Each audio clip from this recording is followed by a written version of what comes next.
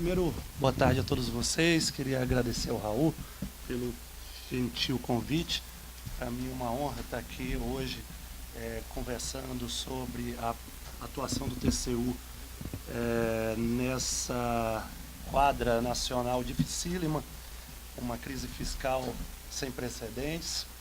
Temos lido nas colunas que o Raul publica quase que semanalmente a situação fiscal do Brasil. Temos um quadro de baixa institucionalidade, nós temos agências que sofrem muitas dificuldades, seja no planejamento, seja no planejamento, seja na governança, seja na própria composição das agências. Eu estava aqui mostrando para o Raul um quadro que foi elaborado pelo TCU a partir de um acórdão que foi julgado por nós no começo do ano passado, que mostra o quadro geral das agências com relação a alguns critérios, como, por exemplo, vacância dos membros, transparência, planejamento, análise de impacto regulatório e gestão de riscos.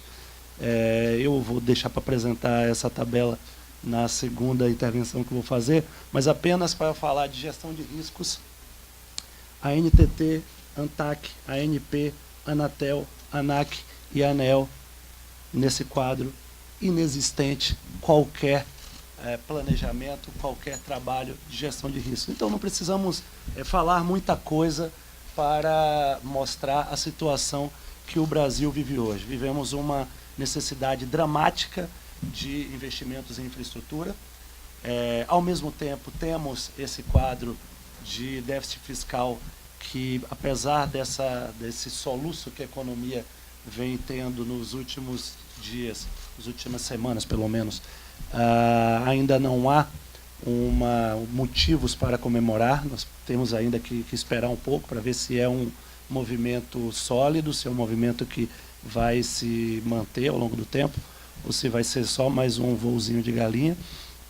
E a grande verdade é que o TCU tem tido um papel de muito protagonismo, e isso suscita debates muito fortes.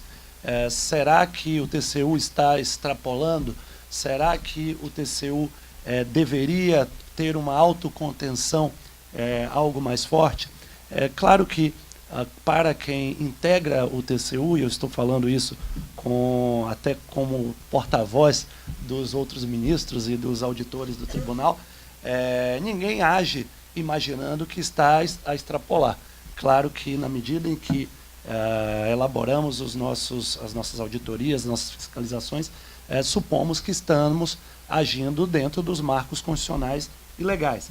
Agora, é possível sim, e eu tenho sempre feito esse meia-culpa, tenho sempre feito essa autocrítica, é possível sim identificar aqui e ali pontos em que o TCU avança um pouco mais, o TCU indica caminhos que, em última análise, significam a substituição da escolha que deve ser feita pelo gestor público, que é quem tem voto para isso, tem voto e tem mandato para fazer escolhas de políticas públicas. Portanto, eu tenho sido uma voz internamente na defesa de um pouco mais de autocontenção, principalmente quando, a pretexto de examinar a eficiência, nós substituímos o administrador nessa apreciação de critérios que vão dirigir a sua atuação pública.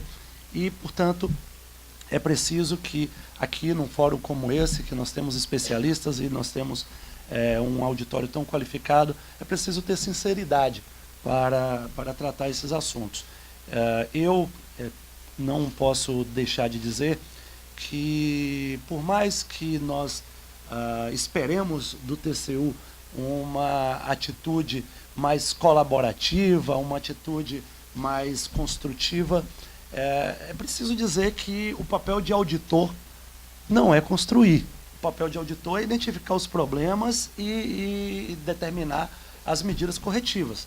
É claro que, em alguma medida, nós precisamos, a partir do diagnóstico que nós fazemos, e eu tive a oportunidade de dizer isso ao lado do Raul, Nós não somos, na semana, 15 dias atrás, no congresso da ABCR, eu tive a oportunidade de dizer que nós temos que ter a capacidade de enxergar que, como a crise não tem precedentes, provavelmente as soluções também precisam ser descoladas dos precedentes. Agora, nós também não podemos esquecer que uma casa de auditores não faz leis. Uma casa de auditores aplica leis. Se a lei que regulava as concessões lá na década de 90, se o edital que previa as concessões lá nos anos 90 não previa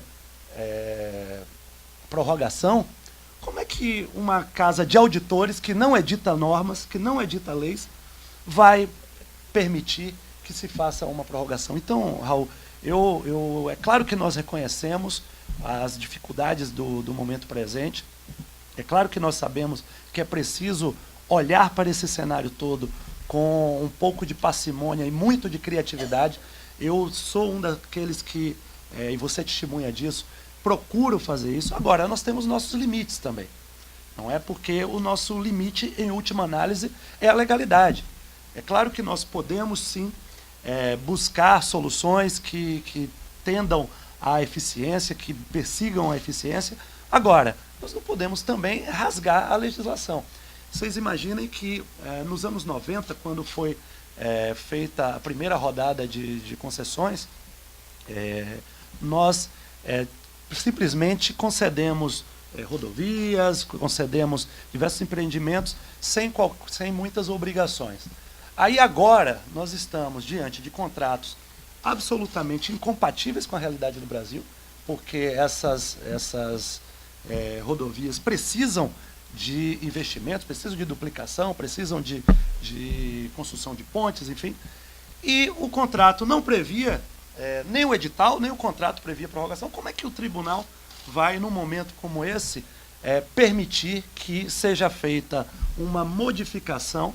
E esse é o ponto dramático. Eu gosto sempre de dizer, se por um lado o tribunal deve zelar pela segurança jurídica, e sim, esse é o nosso papel, nós temos procurado, o ministro Benjamin Zindler, o ministro Walton, o ministro Vital, o ministro Nardes, o ministro Cedrais, a ministra Ana, o ministro Zé Múcio, nós temos sempre reiterado entre nós mesmos a necessidade de se criar um ambiente de segurança jurídica, um ambiente de estabilidade regulatória, para que as decisões do TCU não surpreendam não só a agência, mas também aquele concessionário que fez as suas análises, definiu, precificou as suas despesas, precificou a sua tarifa e, eventualmente, recebe uma decisão mudando completamente o cálculo que havia feito. Agora, da mesma maneira, nós temos que entender que o principal problema que nós temos não é do cumprimento ordinário das cláusulas do contrato administrativo. Os problemas que nós temos se devem, na maioria das vezes, no momento de fazer o reequilíbrio econômico-financeiro, que aí sim é um ponto de instabilidade dentro do contrato e que, evidentemente, que quando o tribunal vai examinar, ele vai buscar uma aderência o máximo possível à legalidade. E convenhamos, nem sempre a legalidade traduz aquilo que é mais racional do ponto de vista econômico e financeiro. É claro que isso não significa que nós estamos condenados a conviver com leis ruins, com contratos ruins, com editais ruins. O que me parece é que nós precisamos investir mais em planejamento. O Castelar falou aqui muito bem. Esse governo tem tentado fazer algo que, à primeira vista, seria incompatível com o pouco tempo que tem de mandato, que é fazer um planejamento de mais longo prazo para permitir que os próximos governos que assumam o comando do Brasil possam aí sim partir não do zero, mas de um planejamento minimamente estruturado que aí sim permita esses investimentos serem feitos na plenitude que se deseja. Isso, é óbvio, não quer significar que nós tenhamos que estar satisfeitos com investimentos em patamares ínfimos.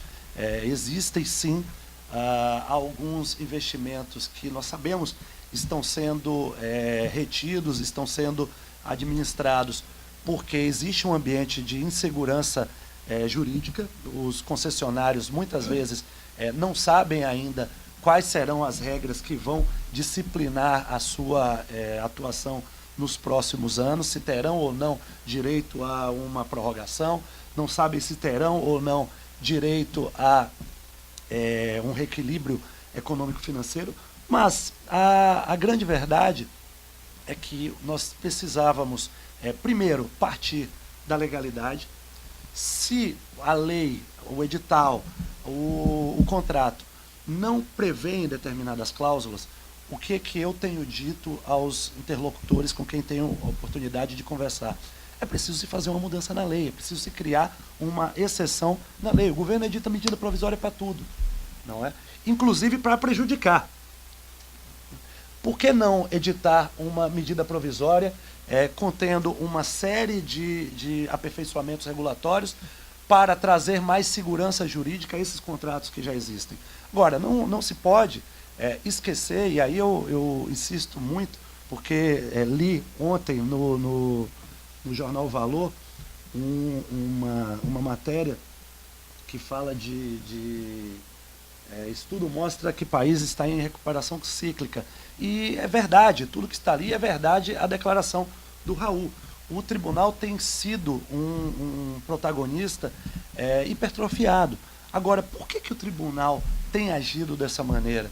E eu respondo, em primeiro lugar, porque existe um vácuo de fiscalização no Brasil.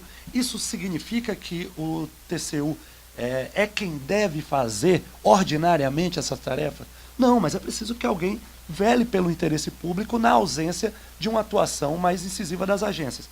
Por outro lado, e aqui eu não quero adiantar o que eu vou falar na minha segunda intervenção, por outro lado, eu admito, e sou um crítico internamente, mas roupa suja a gente lava dentro de casa, não será aqui que eu vou lavar a roupa suja lá no tribunal, eu tenho feito uma crítica muito incisiva internamente, que muitas vezes a nossa atuação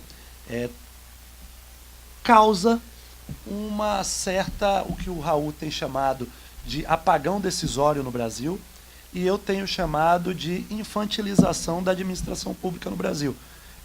No fundo, as agências e o governo federal acabam agindo como aquele filho mimado, aquele filho levado, que na hora de dar um passo diferente, ele olha para o pai para saber se pode ou não praticar determinado comportamento. E evidentemente que isso não é correto. Isso não é correto, isso não é desejável, e não é essa a mensagem que o tribunal deve passar. Eu tive oportunidade, vocês vejam a que ponto nós chegamos. Depois da rejeição das contas da presidente Dilma, em 2014, e quando o presidente Temer assume, uma das razões que o TCU apontou como sendo fundamento para a rejeição das contas foi a edição de medida provisória para a liberação de créditos extraordinários fora das hipóteses constitucionais. Eu dei pulos dessa altura no tribunal, porque eu entendo que não é papel do tribunal examinar esse tipo de questão. Uma coisa nós temos que admitir, são as pedaladas fiscais. Outra coisa completamente diferente é você querer fazer controle de constitucionalidade, que o Congresso já fez, que o Supremo pode fazer, pelo Tribunal de Contas da União. Tanto isso é verdade que, na apreciação das contas de 2015, a Secretaria de Macroavaliação Governamental do Tribunal havia indicado esse motivo como razão de rejeição das contas de 2015, e eu fui contra, e a lista que havia sido apresentada foi enxugada de 24 itens para 10, sendo que este foi um dos principais que saiu. E nas contas desse ano, das contas do ano passado, que eu relatei esse ano, a CEMAG também apresentou como motivo de ressalva ou rejeição das contas esse mesmo motivo e eu rejeitei como relator. Disse, não é papel do tribunal fazer isso. Agora veja a consequência disso. O governo Temer assume e aí precisava editar uma medida provisória para liberar recursos para as enchentes do Nordeste. E o governo não editava a medida provisória, porque tinha medo do TCU entender que aquilo ali era motivo de rejeição das contas, mandou uma consulta para o tribunal. Aí o tribunal respondeu uma consulta. Primeiro era a liberação para o Ministério da Educação para pagamento de fiéis. Segundo, o Ministério da Integração Nacional para enchentes do Nordeste. O tribunal respondeu a primeira e eu já havia feito uma crítica. Quando chegou a segunda, eu disse, tudo bem, nós vamos responder essa segunda, mas será a última consulta que nós respondemos desse tipo. Fiz a meia-culpa, dizendo que era culpa do tribunal por ter apontado aquilo ali como motivo de rejeição de contas, e indiquei que não é papel do tribunal dar conforto para o governo governar. Nós precisamos, sim, nos limitar a nossa atuação àquilo que a Constituição e a legislação estabelecem. Nós não temos o papel, e eu falava isso essa semana com o ministro Benjamin Zinler, que é também um bom pensador dentro do tribunal, tem uma visão moderna de administração pública, e nós temos batido muitas bolas no tribunal. Eu dizia para o ministro Benjamin Zinler que nós temos que nos curar dessa síndrome de xerife do Brasil. Nós não temos essa vocação e não podemos ser xerifes do Brasil. Não é nosso papel resolver todos os problemas do Brasil. Nosso papel é cumprir o artigo 70 seguintes da Constituição Federal. É verdade que o Brasil tem muito problema, e muitos deles estão relacionados à administração pública. Agora, existem problemas que estão na alçada do Poder Judiciário, existem problemas que estão na alçada do Poder Executivo, existem problemas que estão na alçada do Poder Legislativo e outros que estão na nossa alçada. Se nós tivermos essa compreensão e tivermos a capacidade de, depois de um momento de hipertrofia, não morrermos de síndrome de abstinência, talvez nós consigamos aí, num curto prazo, restabelecer essa qualidade que sempre foi do tribunal, que é agir com autocontenção, agir quando é necessário, comprar as brigas certas, porque tem brigas boas e certas para se comprar no Brasil. Agora nós não podemos entrar em tudo. E essa tem sido a principal dificuldade que eu vejo na relação do tribunal com a administração, que é o TACAP do tribunal está tão forte, está tão poderoso, que está infantilizando a administração pública. Ninguém quer decidir mais nada. Nenhum gestor quer assinar mais nada. Eu converso muito com o Dr. Jorge Bastos, da NTT, e ele me disse, Bruno, olha, eu recebo lá um relatório do auditor, não precisa nem ser do secretário, nem do diretor, eu já paro tudo que estou fazendo, porque eu sei que aquele relatório, ao me mandar, já está mostrando que se eu continuar, eu estou agindo de má fé. E é evidente que isso não está certo. É evidente que isso não está certo. O tribunal se pronuncia por meio do seu plenário, por intermédio do seu plenário, e não por posições isoladas desse ou daquele auditor. Por mais respeitáveis que sejam essas posições e por mais que o tribunal valorize essas posições. Agora, é preciso que nós, internamente, tenhamos essa capacidade de transmitir para os nossos jurisdicionados e para a sociedade de modo geral essa nossa visão crítica, porque não pensem que é um pensamento unânime no tribunal essa vontade, essa sofreguidão por ser caça irregularidades, muitas vezes irregularidades que nem existem. São problemas de eficiência, de ineficiência, e que não implicam propriamente regularidade. Agora, isso, sem dúvida alguma, é fruto de uma mudança de perfil que nós temos promovido nos últimos anos. O tribunal que se adaptou e se acostumou a fazer análises de conformidade, portanto, fiscalizar atos, contratos, licitações, o tribunal agora vem se acostumando a fazer esse controle de segunda ordem, que é o controle sobre agências, o controle, enfim, sobre concessões. Mas eu não vou antecipar a nossa segunda etapa, Raul. Queria só fazer essa primeira intervenção, me colocando evidentemente à disposição para questionamentos. Então,